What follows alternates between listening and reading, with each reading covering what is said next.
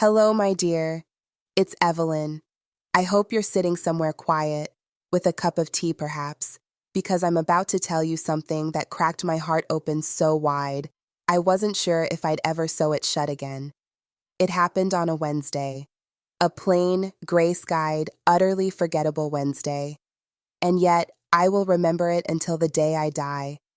I was standing in my son Aaron's kitchen, my hands still warm from washing the dinner plates, when I heard her voice float in from the living room. Not loud, not yelling, just sharp enough to cut. "She doesn't really contribute anything," his wife Jenna said. "Why do we need a poor old woman hanging around?" Poor old woman. I stood there with a damp tea towel clutched between my hands, staring at the spotless countertop I had just wiped down. I felt the breath go out of me like someone had pressed a palm flat to my chest. Poor, old woman. Aaron didn't say anything. I waited for it. Waited for his laugh or his protest or just a soft, "Don't say that, Jenna." But nothing came. And the silence, my love. The silence was louder than any insult could ever be. I stepped quietly to the edge of the hallway, just enough to see them. She was curled up on the white couch I helped them pick out last spring, holding a wine glass. He was beside her, not looking at her, not looking at anything, just staring into the middle distance like he didn't hear the weight of the words she dropped like stones at my feet. My purse was still by the door. I picked it up, careful not to let the zipper jingle too loudly. My coat was on the hook, second one from the left, always is. I put it on. I don't even think they noticed. The air outside was cold, bitter with the promise of late winter, the kind of air that reminds you your body still feels things, even if your heart feels numb. I walked to the end of the street before I let myself cry. You see, what Jenna didn't know, what Aaron never thought to ask, was that I had a job. A quiet little bookkeeping position I'd kept for years. I worked from home 3 days a week and earned just under $40,000 a year. Not much, not flashy, but mine. I never told them, never boasted, never even hinted. Not when Aaron lost his job and I quietly slipped $5,000 into his account. Not when Jenna wanted to redo the nursery to match the Pinterest board, and I offered to cover the curtains and crib set. They thought it came from my savings. They thought I was scraping by. I let them think it. Not because I wanted them to believe I was poor, but because I wanted to believe they wouldn't treat me differently if they thought I had nothing to offer. That night, I went home. I turned off all the lights. I sat in the dark with my coat still on, and I stared at the ceiling. It wasn't the insult that broke me. It was the confirmation of something I'd feared for a long time. They didn't see me. Not really. Not as a woman. Not as someone who had built a life, made hard choices, carried burdens they'll never know about. To them, I was just an extra chair at the table, an extra mouth, a line item on their mental budget. Poor old woman. The next morning, I called my supervisor and asked if I could go full-time. And then I made a plan. I spent the next week in silence, the kind of quiet that wraps around your bones like a second skin. Not sad, not angry, just steady. I didn't answer Aaron's texts, didn't return Jenna's call about Sunday dinner if you're up for it. Up for it. As if being around them were some sort of favor they were granting. I focused instead on something that had been pushed aside for years. Me. I dusted off the old resume I'd kept tucked in a drawer, updated the software on my ancient laptop, and logged into job boards I hadn't touched since George passed. Within 3 days, I doubled my workload. Within a month, I had steady contracts from 2 new clients and a neat little number in my savings account that made me breathe a little easier when I passed the mailbox, no longer afraid of unexpected bills. But more than the money, it was the dignity. Every invoice I sent, every balance sheet I built, reminded me that I wasn't anyone's charity case. Still, even with all that progress, their words echoed. You'd be surprised how deeply something can bury itself when it's spoken by someone you love. Why do we need a poor old woman? I found myself whispering it at odd times, washing my face, feeding the cat, stirring soup. Not because I believed it, but because it lingered, like a bruise you keep touching, just to check if it still hurts. And it did. Until one Tuesday morning, while organizing my files, I stumbled across an old tax return. Aaron's, from 5 years ago. I'd helped him file it when he and Jenna were trying to qualify for a mortgage. Back then, he was working part-time after a layoff, and Jenna had just finished her interior design certification. They were scared, fragile even. They had come to me, trembling, ashamed, and I had helped.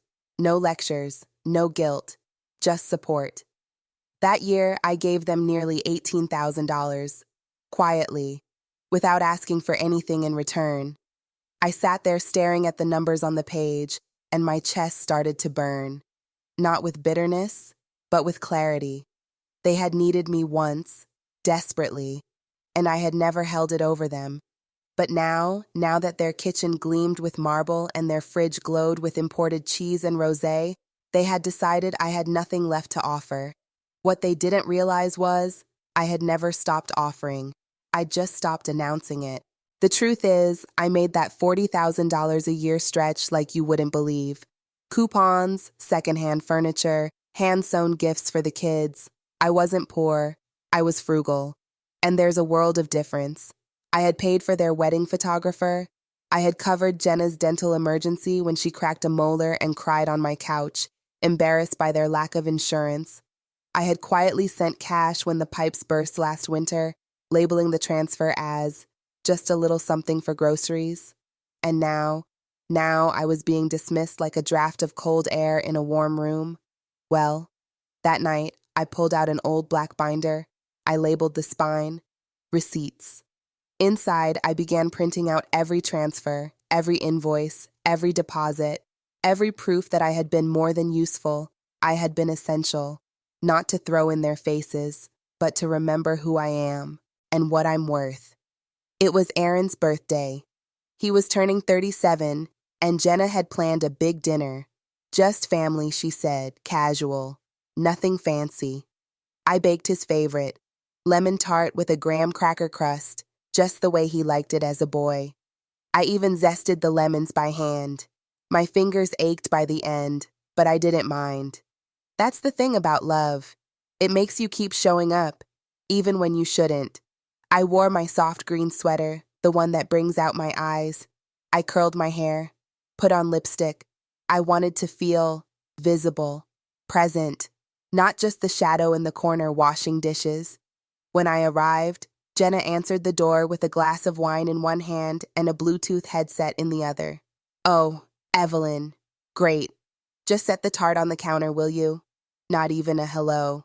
The house was full of noise, children running, music humming low, people chatting about things I didn't recognize, new renovations, tax loopholes, cryptocurrency.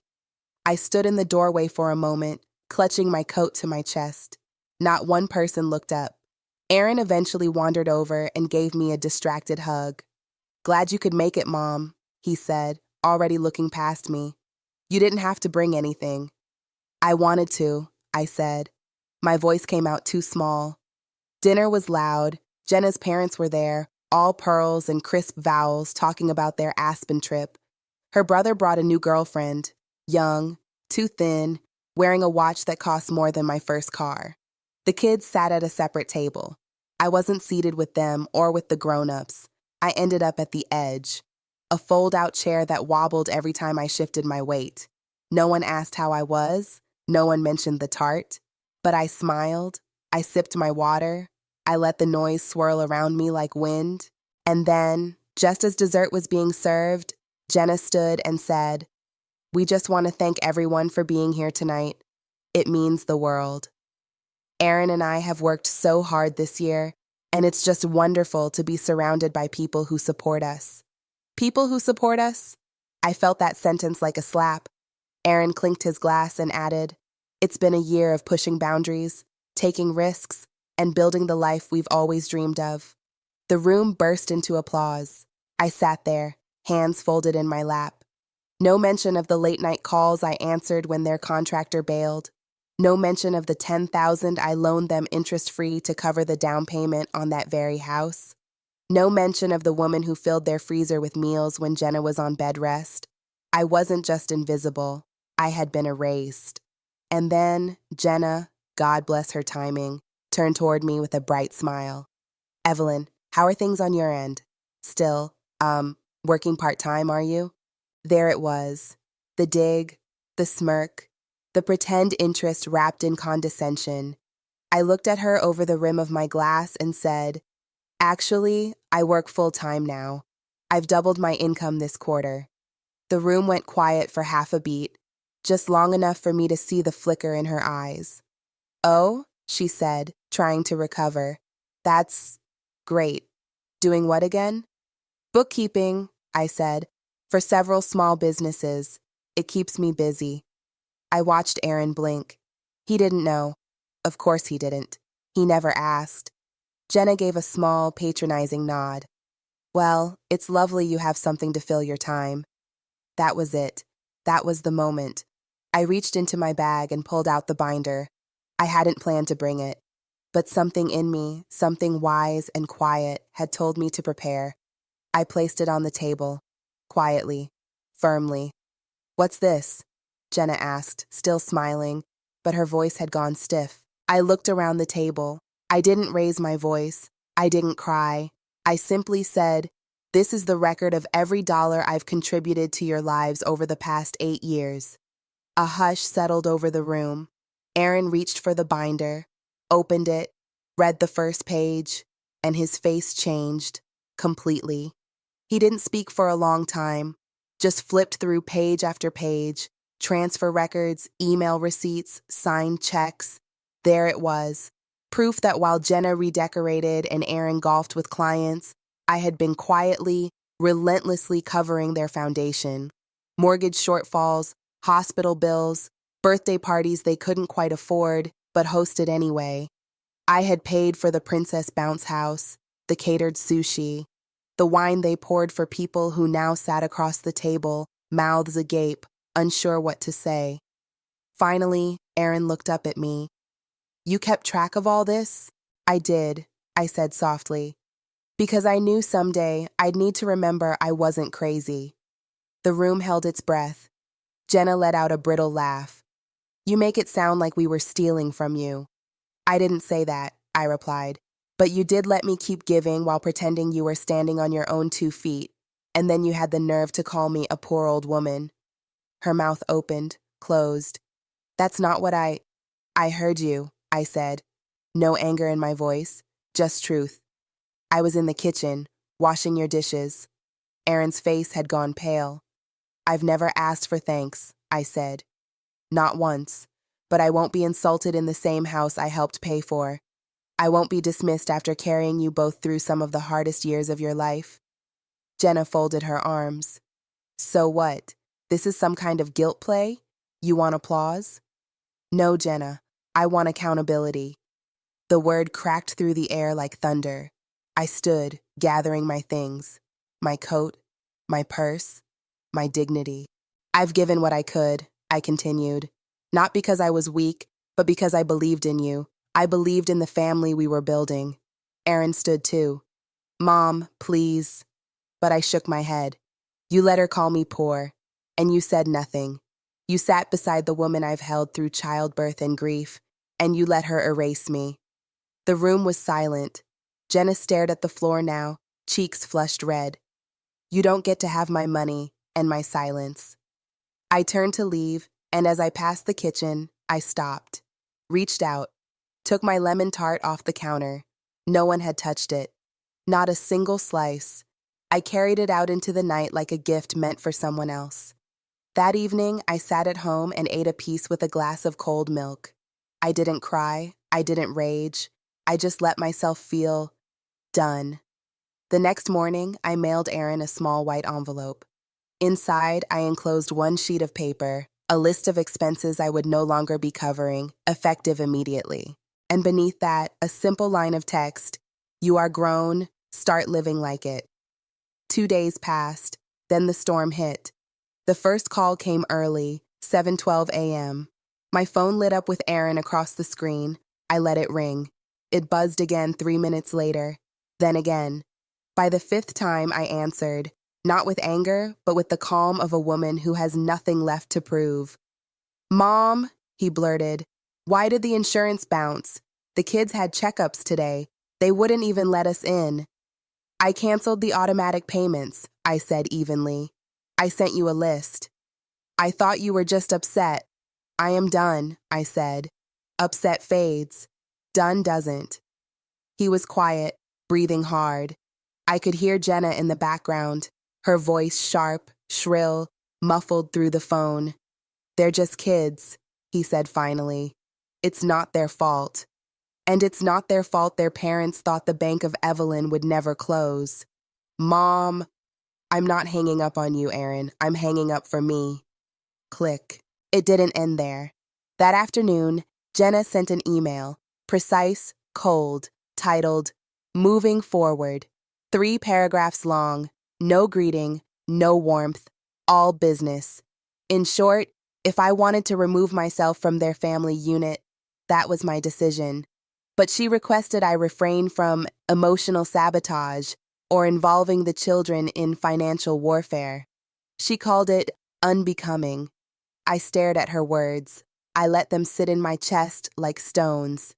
And then I opened a blank reply and wrote only this: "The only unbecoming thing here is the way you've treated the woman who built your safety net while you danced above it.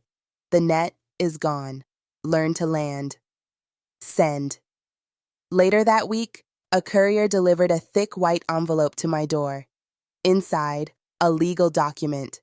They were attempting to formally sever financial ties, requesting I sign a mutual release of obligation to make it clean. But they wanted more than a release. They wanted to silence me, to write me out cleanly, quietly, without admitting what they'd taken. I brought the papers to my lawyer, Sheila, a retired friend I'd known since before Aaron was born. She read every page without comment, lips pursed. Then she looked up and said, "They're trying to rewrite the story." "I won't let them," I said.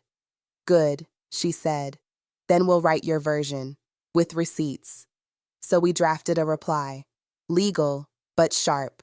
We outlined the funds, the unpaid loans disguised as gifts, the debts never acknowledged. And we made one thing very clear. I do not seek repayment. I seek recognition. And moving forward, I will no longer be complicit in my own erasure. We sent it, certified mail. That night, I lit a candle in my kitchen. The quiet glowed around me like armor, and then something strange happened. Emily, my granddaughter, showed up at my door. She's 17, tall like her father, fierce like her grandmother. She held a Tupperware container and a notebook. "I made soup," she said, "and I want you to help me learn how to budget." I stared at her, throat tight. "I want to know how you did it," she said, "how you stretched $1, how you survived." My hands shook as I reached for hers, not because I was afraid, but because I saw the future in her eyes. And for the first time in weeks, I felt hope bloom in my chest again. I sat with Emily at the kitchen table late into the evening, the scent of lentil soup clinging to the air, her notebook open between us. She took notes, real ones, about compound interest, grocery budgets, how to tell a want from a need. She asked questions no one else in my family had ever bothered to ask. "Did Grandpa help you with all this?" she asked at one point. I looked at the pen in my hand. "He worked hard, sweetheart, but I kept the books, paid the bills, balanced the life." She nodded slowly. "I want to know how to do that."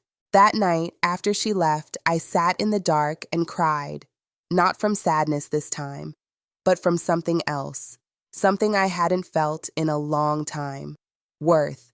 The next Sunday, Aaron came by alone. No kids, no Jenna, just him, looking older than he had a month before. No perfect hair, no fancy coat, just my boy, standing awkwardly at the threshold of the house where he was raised. He had a box in his hands. Inside, the watch I gave him at graduation, a set of golf clubs I'd bought for his birthday 3 years ago, and, tucked beneath, an envelope. "I can't pay it all back," he said, but I wanted to start. I didn't touch the box. I'm not asking for repayment, Aaron, I said, but I won't let you pretend none of it happened. He looked up at me then, really looked, and for the first time I saw shame and something softer underneath it, grief. I let her talk about you that way, he whispered. I let her turn you into a burden. No, I said gently. You let her speak your silence out loud. He nodded once. She moved out, he said. I blinked. What? She said I embarrassed her, that she couldn't live in a house that smelled like reheated leftovers and humility. I swallowed. That particular ache ran deep. And the children? With me, he said. For now. He rubbed his hands together. I don't know what I'm doing, Mom. The budget, the school bills, the house repairs. I'm underwater. Then start paddling, I said. You're not alone, but you will do it yourself.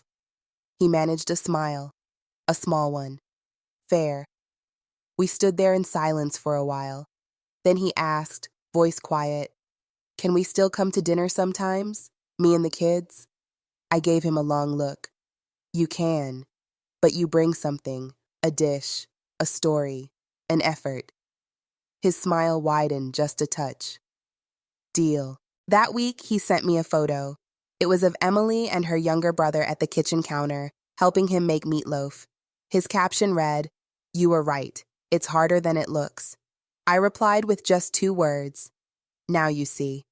I never signed another check for him again. But I did get birthday cards. I got unexpected hugs. And once, just once, I caught him washing my dishes without being asked. It wasn't perfect, but it was real. And that was enough. I kept the binder, of course. I keep it still, not to hold over anyone's head, but to remind myself that I was never invisible. I was never useless. I was never poor. I was just quiet. Too quiet for too long. But I'm not quiet anymore. I teach budgeting now at the community center. Tuesday nights, I bring cookies. I use my story, not for pity, but for proof. Proof that we are more than what others think we are. More than a mother, more than a purse, more than a name on a mortgage. We are whole, capable, deserving. So if you're reading this, and someone has made you feel like less because they can't see your worth, I'm here to tell you, your value isn't tied to how loudly they clap. Your value is in the life you've built, the quiet strength you carry, the wisdom in your hands. You are not a poor old woman. You are a damn miracle.